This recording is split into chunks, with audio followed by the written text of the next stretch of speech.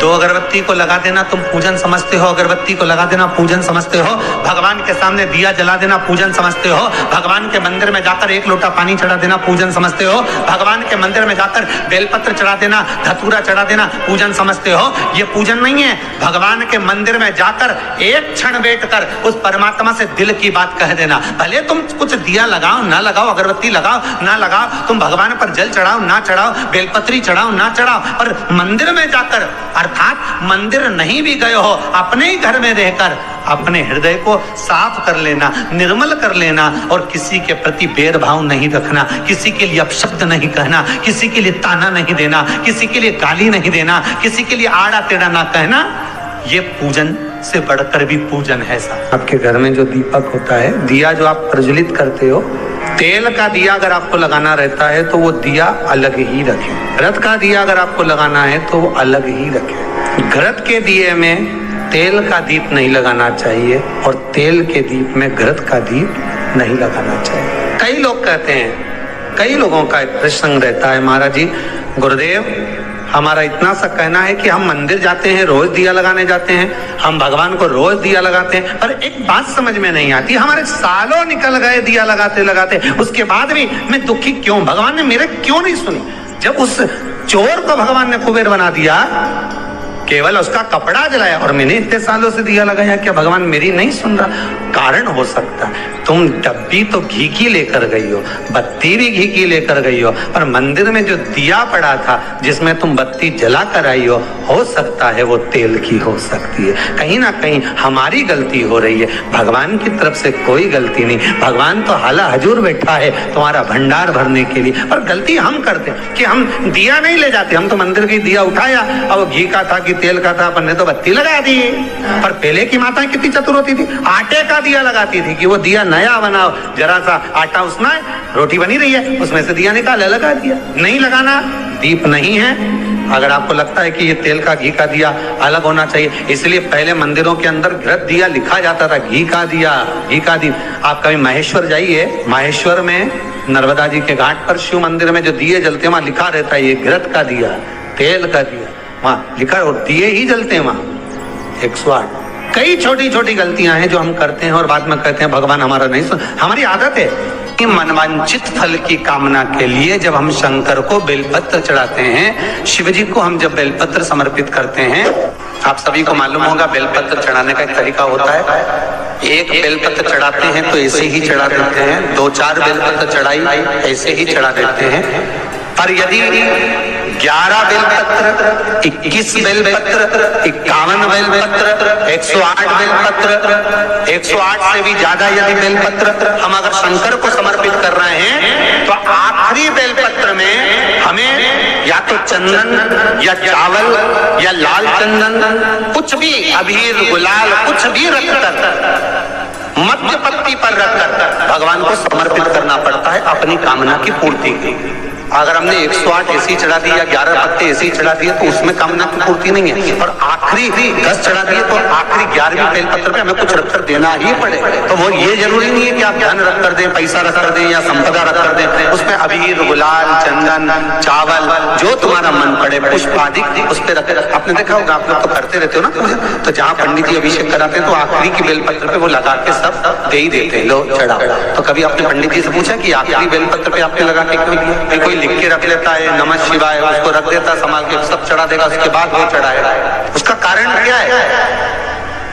रावण संहिता कहती है कि लंकाधिपति लंकेश जब भी बेलपत्र समर्पित करता था, आखिरी बेलपत्र जब समर्पित करता था तो शंकर को कुछ देकर ही समर्पित करता। शिवलिंग पर बेलपत्र चढ़ाना, जल चढ़ाना, इसका भी एक नियम होता है। शंकर जी पे शिवलिंग पर जल कहाँ चढ़ाया जाता है? सबसे पहला जल अगर शंकर जी को चढ़ाने जा रहे हो तो शंकर जी के जो चरण है जहाँ से पानी नीचे गिरता है उसके सीधे वाले भाग पर, अपने हाथ का सीधा भाग, वहां जल चढ़ाओ। फिर जहाँ लेफ्ट भाग है वहां जल चढ़ाओ। जहाँ शंकर भगवान का शिवलिंग रखा हुआ है तीसरे नंबर का जल वहां चढ़ाना चाहिए। चौथे नंबर का जल भगवान शंकर के शिवलिंग पर चढ़ाना चाहिए। 5वें नंबर का जल ऊपर अगर जलाधारी लगी हो तो उसमें चढ़ा, नी हो जलाधारी तो भगवान शंकर का जहां नंदी बैठा है, नंदी का एक पांव ऊंचा रहता है, उस पांव के पास में जल चढ़ाना चाहिए। ऐसे 5 स्थान दिए हैं जल चढ़ाने के लिए। शिव जी का स्नान कितनी चीजों से होता है? 5 चीजों से। पंचामृत, दूध, बोलते जाओ, दही, फिर घी, शहद, फिर शक्कर। ये 5 चीजों का प्रमाण क्या है? शास्त्र कहता है दूध चढ़ाने से घर में संतान की वृद्धि होती है। दही चढ़ाने से भगवान शिव के, अगर शिवलिंग पर हम दही चढ़ाते हैं उससे परिवार में प्रेम बढ़ता है। क्या बढ़ता है? प्रेम। फिर रोग दूर होता है। शहद चढ़ाने से, भगवान शंकर पर जो शहद चढ़ाया जाता है वो चढ़ाने से घर में संपदा की वृद्धि होती है। और 5वें नंबर पर भगवान को शक्कर, खांड जो आप जानते होंगे, शक्कर आदि पिसी हुई चढ़ा देने से, शिव जी को चढ़ाने से हमारे घर के बच्चे जिद्दी नहीं हो।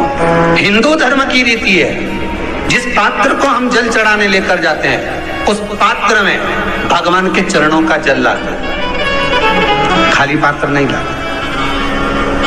क्या लाते हैं? भगवान के चरणों का जल।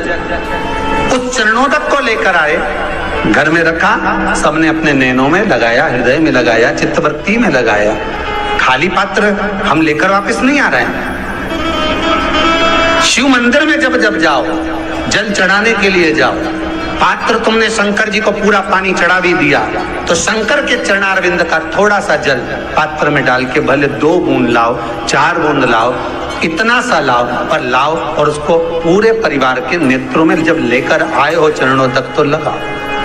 पर खाली पात्र नहीं लेकर आना। खाली पात्र लाने में ध्यान दीजिए, जब आप पूरा जल समर्पित कर देते हैं, जल समर्पित भी पूरा करना है। भगवान को चढ़ा रहे हो तो पूरा समर्पण होना चाहिए, पूर्ण समर्पण। इसलिए शंकर भगवान को अधूरा समर्पण नहीं, इसलिए श्रीफल भी पूर्ण चढ़ता है। शंकर जी के मंदिर में श्रीफल नहीं फूटता, पूर्ण श्रीफल। बेलपत्री भी पूरी, चावल का दाना भी चढ़ेगा तो आखा, फल भी चढ़ेगा तो आखा, फूल भी चढ़ेगा तो आखा। भगवान को कोई चीज खंडित नहीं चढ़ती। शिव जी को जल भी चढ़ेगा तो पूर्ण। जिस जल को चढ़ाने के लिए लेकर गए उसको बचा कर नहीं लाना है शिव मंदिर में से, संपूर्ण। भागों की आदत रहती है, और आपने भी गलती करी होगी, गए होगे, चढ़ा कर भी आए होगे, पूरा पानी भी उंडेल कर आए होगे, चढ़ा भी दिया, छोड़ भी आए, पर लेकर नहीं आए होगे। कई लोग गलती कर जाते हैं और फिर बाद में कहते हैं हम तो इतने साल से पूजन कर रहे हैं, भगवान हमारी सुन ही नहीं दिया। तो भगवान के मैं तो तैयार बैठा, पर तू नवा के चली जाए, लेके तो कहीं जाए। भगवान थोड़ी ना कहेगा कि तू मेरे पास में आए तो मेरे चरण की रज लेकर जा।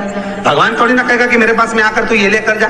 भगवान तो कहेगा मेरे पास में आया है, मांगना कुछ मत, बस मुझे जो स्नान कराया है मेरा चरणों तक लेकर जा, छीट दे पूरे घर में, संपदा भरना मेरा काम है। जहां मेरी चरण की रज पहुंच गई वहां संपदा स्वतः पहुंचती, मैं वहां पहुंच जाता हूं। तो चरणों तक ले जा। पर लोग ले जाते हैं, पूजन करते, कलश भी उंडेलते, जल भी चढ़ाते, पर आते समय खाली लेकर आ जाते। भगवान को इतना बुरा लगता, मेरे दरवाजे से खाली जाए, मुझे कितना बुरा लगेगा। जो आए वो भर कर जाए, भले 2 बूंद लेकर आओ, पर उसमें चरणों तक थोड़ा सा लेकर अवश्य आए। श्री शिवाय नमस्तुभ्यम। दोस्तों, ये वीडियो कैसा लगा आपको कमेंट सेक्शन में हर हर महादेव ज़रूर लिखना। अगर वीडियो पसंद आया हो तो प्लीज़ लाइक कर देना, और इसी तरीके की अच्छी जानकारी पाने के लिए हमारे चैनल को अभी सब्सक्राइब कर लेना। इस चैनल पे आपको प्रदीप मिश्रा द्वारा बताई गई सारी जानकारी मिलेगी, सारे उपाय मिलेंगे। तो चलिए मिलते हैं बहुत ही अच्छी एक वीडियो के साथ।